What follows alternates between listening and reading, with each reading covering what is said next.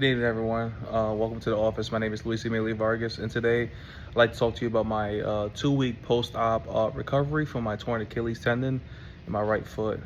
Tune in. Good evening, everyone. Thanks for tuning in. I'd like to talk about my Achilles surgery 2-week update in regards to my Achilles injury and the status ever since the day of surgery, right? So on the 27th of May, I had my surgery. At 7200 Cambridge, which is in Houston, Texas. It's Baylor Hospital. And Dr. Granberry, who's my surgeon for the day.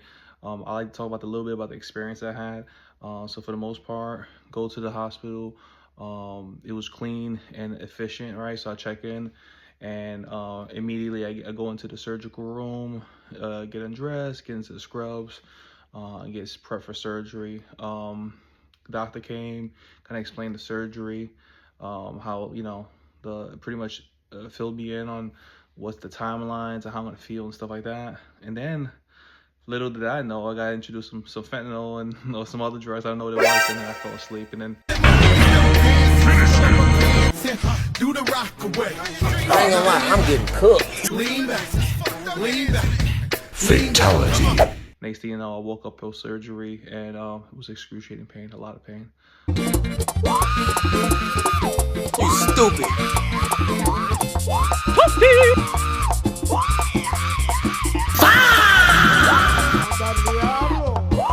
Stupid. Gave me a nerve block also in my knee. Just for those of you who don't know what a nerve block is, it's pretty much it's a drug that runs down through the nerve in your leg, and it basically immobilizes that nerve, so you don't feel the pain.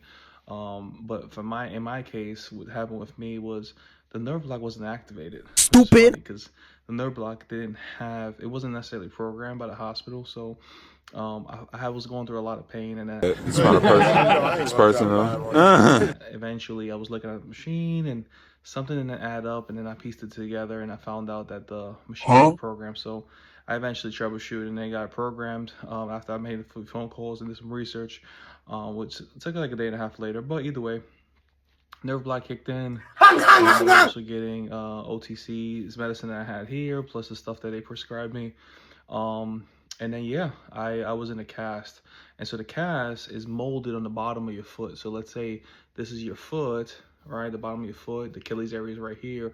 It's a mold coming like a big old L from the bottom of your foot. And then they wrap it with ACE bandages and other bandages that make your it basically gives you a plantar like flexit motion. So let's say instead of your foot being regular, it's just pointed, so it basically makes your Achilles more looser, so and holds that shape, right? And so that's what happened with me. And then I held it for 2 weeks, right? Which my follow-up appointment was a few days ago. Got I got the cast removed, and then yeah. One thing I noticed once that the cast was removed, muscle atrophy, right? So for those of you who don't know what muscle atrophy is when pretty much you don't use it, you lose it, and that applies to your muscle. My muscles, and my calf muscle, foot, the front part of your calf muscle, ankle area, all that, from knee down pretty much, and a little bit of the thigh area, pretty much I lost a lot of mass there, and it looked significantly skinny, and yeah, it was just tough, right? But in the course of the surgery, right, just to kind of bring it back, some of the things that helped me after a lot of reviews and a lot of YouTube videos and Reddit and just triangulating what other people's experiences are versus mine, I bought a knee scooter. It's called Bless Reach. I went on Amazon. There's a few of them. Some on the cheaper end, some on the more expensive end. I'm the type of person, buy it once, cry once. Because I like to make sure I do a lot of research, and I like to buy the one that's going to be the most appropriate for my needs. And so the Bless Reach one, shout out to Bless Reach. I'm not a sponsor here. Stupid. I'm not a paid sponsor or whatever, but the premise is that one had more rugged tires that were more designed for like all terrain, or should I say most terrain. There'll be some cheaper ones that you see out there that'll be like $60, $70, $120. Those, if you look at the wheels, they're not really commensurate for all, or should I say most roads. So I don't want to be in a situation where I'll get hurt or not be able to navigate in certain roads or terrain, should I say, right? So the blessed reach was really comfortable. I had to install it myself, like hook it up. But once I got that going, it really alleviated my transportation pain and discomfort, and it just made my life during this process a really convenient and pleasant one. Whereas tipping on bobos, wrapped in bobos, tipping on bobos, wrapped in bobos, giving bobos, and I'm packing bobos. Now look who creeping, look who crawling, still balling in the mix. Thank you, come again. Slim nigga sticking your chick, pulling tricks, looking slick at all times. torn Achilles or a recovering Achilles would have been very strenuous. I also bought a knee sleeve, so it's basically like a waterproof sleeve for your ankle/leg, and it goes up knee high. And it was one of those things that you could use to basically submerge your foot in a shower, right? If you take a shower, you can actually take a full-blown shower without worrying about getting the cast wet. And so I did that. I bought one of those. Those were great. And then additionally, I bought a shower bench. So a shower bench is basically a bamboo chair-ish bench table. You can sit on it, and you can submerge it in water, and it's very it's good enough to like kind of be, you know, in a situation where you need to take a shower sitting down, since you can't stand, because that's the biggest problem. I couldn't stand, even with the cast or without the cast, I couldn't stand. And so it's hard to balance on one foot, leaning on tiles and all that stuff. So it's just, those things really alleviated some of the pain and the discomfort. So additionally, right, here I am 2 weeks, right, muscle atrophy I just told you about. The surgery I had, holistically speaking, was a great experience. And I will say this, right, once you come out of surgery, once you come out the cast, should I say, because the first few days is really painful, and after that you start getting accustomed to the pain, which is weird. You have medicine. Hopefully you have a system in place where you know how to navigate, you know how to sleep a certain way, you know how to like avoid some of those pressure points of pain, right?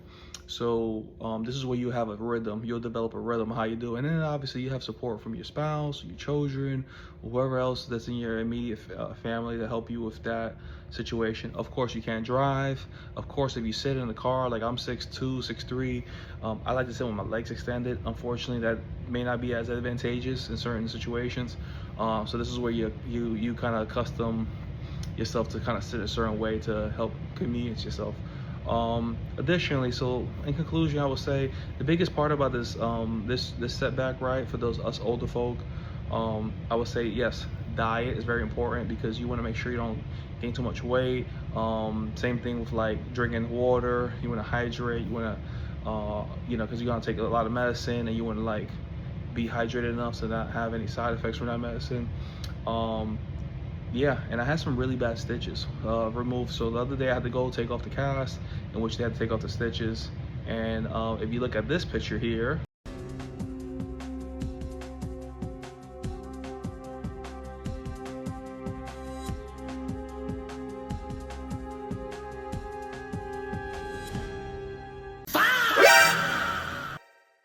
Fatality. you see the stitches here, and yeah, it was a bit. It's a really nasty, really gory, in my opinion, optic, right, of how the surgery came out. But so yeah, so once they took that off, they gave me some bandages for the back of my foot to like just to hold the skin together in lieu of it recovering. And yeah, my foot was really sore. It was really stiff, really sore, and it was a lot of like swelling and like weird areas. So I would definitely encourage you to buy ice pack. This is one I found on Amazon to help you with what works for me. And then yeah, if you have any specific questions or anything like that, let me know. Prognosis that my doctor gave me was 6 weeks from today, which is I think it's like the 10th of June. 6 weeks from today, I will be expected to kind of be back to driving mode, and this is all guesstimation based on the assessment that I'll have periodically with my doctor, and how I react to the physical therapy and all that. And then after that, it'll be 10 weeks from, and essentially today, that I'll be in essence going back to work at a full-blown capacity. I mean, where I'm like back to physical full duty, potentially running, which I don't know if I'll be running yet, but just to be more athletic than what I am now, or a little bit beyond where I'll be driving and again, this is a case-by-case basis, and this is a very long recovery. Short spurts, but over time they'll become long ways to progress. Last final thought about this, my surgery and setback physically, I would say that this process, yes, the pain of tearing my Achilles, it hurt. I think more it's more the emotional, the mental health part of being hurt, because what happens is, like, I'm assuming athletes go through this, I'm assuming other people go through this, but I'm a little more on the mature side. When I got hurt, I knew I tore my Achilles immediately.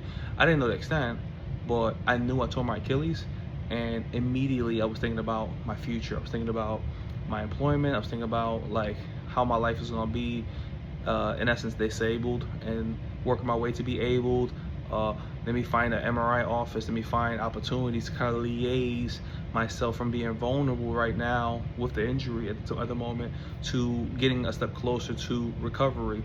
And that's the hardest part, because unfortunately, especially depending on your lifestyle, right, or your livelihood, meaning lifestyle, livelihood, your dynamics with family, friends, you know, people you're dating, or whatever the case may be, everyone will have a different, I guess, how it affects them, right? So if you are single and you have nobody really in your corner to help you ambulate around the house or do certain things, I think it'll be a lot more laborious, right, for your recovery, right? Because it's all on you. It's all on how can you innovate for yourself. Now, if you have somebody to come and in essence help you with that, that's great. Now, obviously, you have support from your children, your family, your wife, or whatever the case may be, husband, for those of you females, or whatever the case may be. That's a different dynamic. But that's more like the turning wrenches part, where, like, people are actually helping you get by. But the mental health part is the hardest part, in my opinion, because, again, I say analogies all the time. Superman, he loses his powers, he does not become Batman, right? That's what happened with me. I like to be very hands-on with, like, fixing cars or doing stuff around the house or cooking, or just being a person of privilege to do something, right? Whatever that may be.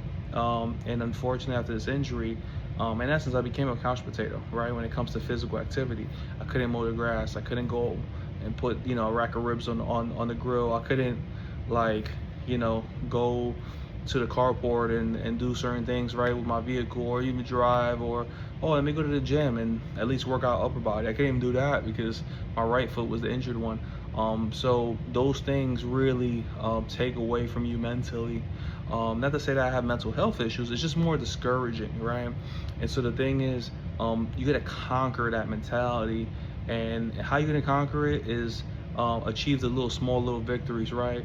Getting your surgery scheduled in a timely manner, ambulating yourself with the appropriate gear, right? So, like the knee scooter, or ice packs, or medicine, or whatever the case may be, right? Those are the things that will help you liaise you from where you're at to where you're trying to go, right? So yes, I said an analogy about Superman. When he loses his powers, he does not become Batman.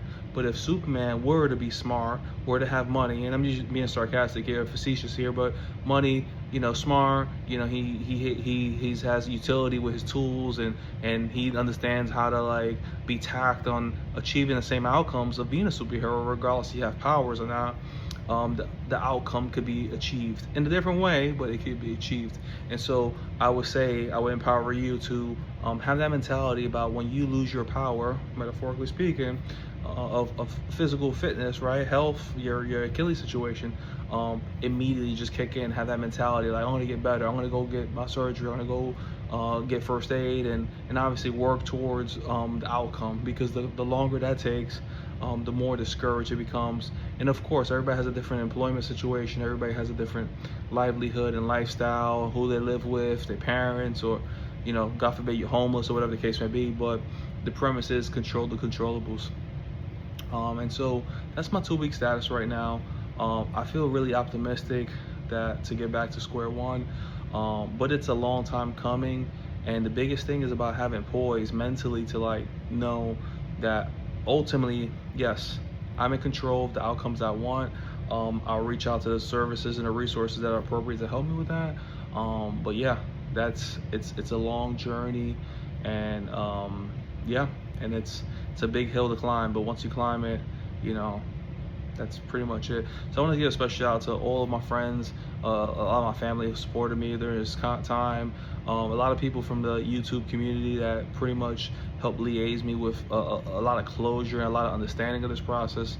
It's a very tough process, but once you get over it, I promise you, it'll be very rewarding when it comes to adversity, overcoming adversity. And so that's pretty much it. I'll leave you to it. And if you have any questions, contact me through social media, whatever the case may be, and I'll be more than happy to walk you through my journey. Take care. Enjoy your day.